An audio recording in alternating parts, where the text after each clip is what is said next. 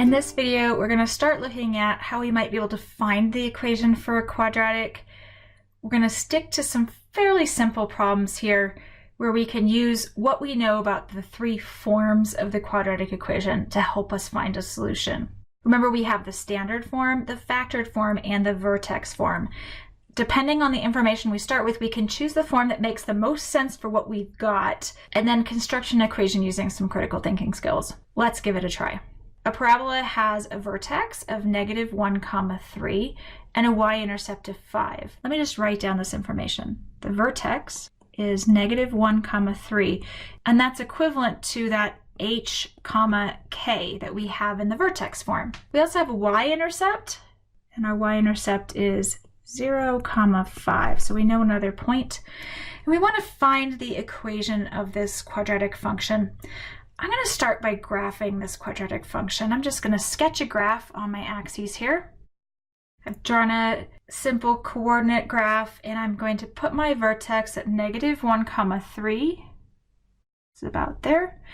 And I have a y-intercept of 0, 5, which is on the y-axis. Now, if this point, -1, 3, is my vertex, then this has either got to be the very tippy top of the parabola. If I drew it in, it would look like that. Well, that can't be because of my y-intercept wouldn't be right. So then it's got to be the very bottom of the parabola, which means it's got to go up like this. Now, one thing we do know is that the axis of symmetry has to go through that vertex. So let's go ahead and draw in the axis of symmetry with a dashed line at x = 1. And we know that points have to be equidistant from the axis of symmetry on both sides of the parabola. So if we have a point at 0, 5, then we must also have a point at -2, 5. Exactly symmetric across that axis of symmetry. So I know roughly what this parabola looks like. Now I just need an equation for it. I've got the vertex, so let's try making it out of the vertex form. Let's do y equals a times parentheses x minus h, close the parentheses, squared, plus k. And so in this case, it's going to be y equals a times x minus -1, which is going to be x plus 1, squared, plus 3, because h is -1 and k is 3. Let me just highlight those so you can see it. H is -1, that gives me the 1 there, and k is 3. All right, well, we're almost there. We're just missing what the a value is. And this is where we can get a little clever. We do know one other point on the graph. We know that we have the point 0, 5 on the graph. And isn't that just an x and y that works on this function? It is. We can just take that x and y that we know works and plug it in for x and y in this equation, leaving us with just one thing to solve for, which is the a value. So let's go ahead and do that. The y value is 5, so we'll say 5 equals a times parentheses. The x value of that new point we're using is 0 plus 1.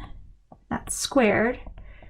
And then plus 3 off to the side. So we've got 5 equals a times, that's just 1 squared, plus 3. Or 5 equals 1a, or just a, plus 3. And if we just subtract 3 now from both sides, we'll have 2 equals a. So we think now that our equation should be y equals 2 times x plus 1 squared plus 3. Let's try that and see if what we get is this graph we've drawn. All right, we see we have a parabola that opens up. Its vertex is at -1, 3. It has a y-intercept of 0, 5. So we've got it.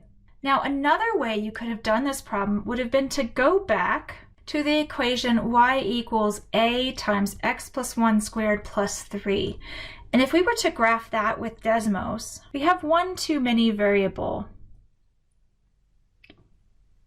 because we have a, x, and y, but we are allowed to add a slider for a.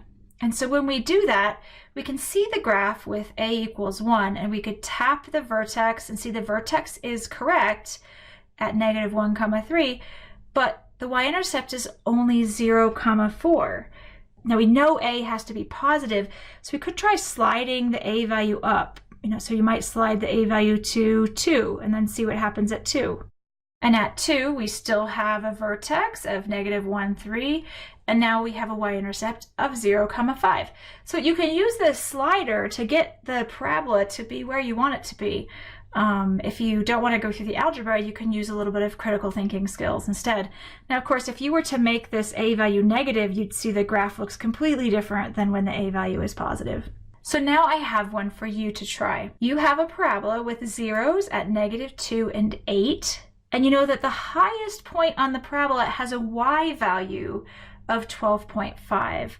I want you to find the equation for that quadratic function. Drawing a picture of it, start with some kind of equation, see if you can't work it out with some critical thinking and Desmos, and then come back when you're finished.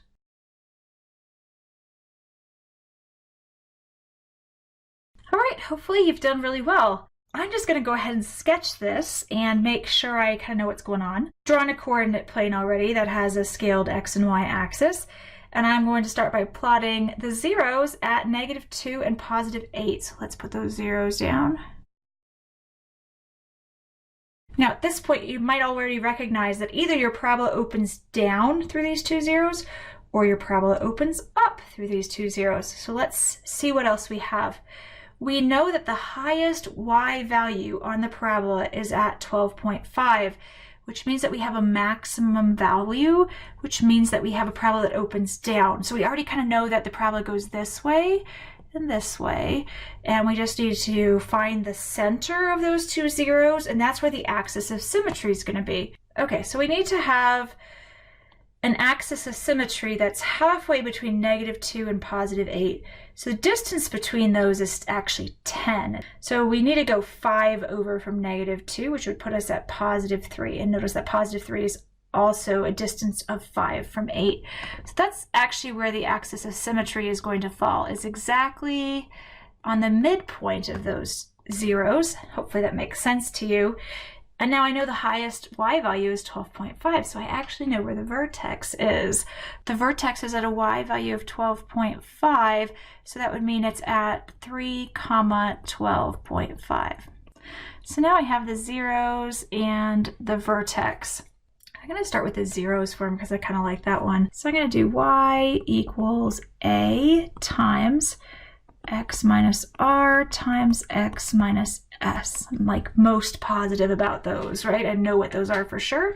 So that's going to be y equals a times x minus -2, which is +2, and x minus 8. And then to figure out that a value, I can either take this point that I have, 3, 12.5, and consider that to be the x and y value to plug into this function, or we can jump over to Desmos and work it out with a slider bar.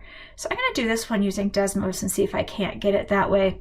So I'm going to graph y equals a times x plus 2 times x minus 8 in Desmos. So y equals a times x plus 2 times x minus 8. And I'm going to go ahead and click to add the slider bar. Zoom in on my graph a little bit. Now this graph actually opens up, but I know that I want a graph that opens down, which means my a value needs to be negative. So let me change that a value by sliding the a value to be a negative number. You can see I've got now a downward opening graph. But right now I'm at an a value of -1.7 and my vertex y value is way high. It's 42.5. So let me take that down a little bit. Let me take the a value down to be just -1. At -1, my vertex y value is 25. Still too high, but it's actually twice too high, right? I need it to be 12.5 instead of 25. So I'm going to change the a value here to be -0.5. And at -0.5, my vertex is 12.5. So that's what I need. I need an a value of -0.5. So now I've got it. I need y equals -0.5 times x plus 2 times x minus 8. And there's my equation for the parabola. Now this might be a good time to just go back and show you the other way using this 0.3 comma 12.5 as the xy value. So in that case, I'm going to use this point here. I'm going to just point to it, and that's the vertex. And I'm going to go back and use y equals a times x plus 2 times x minus 8.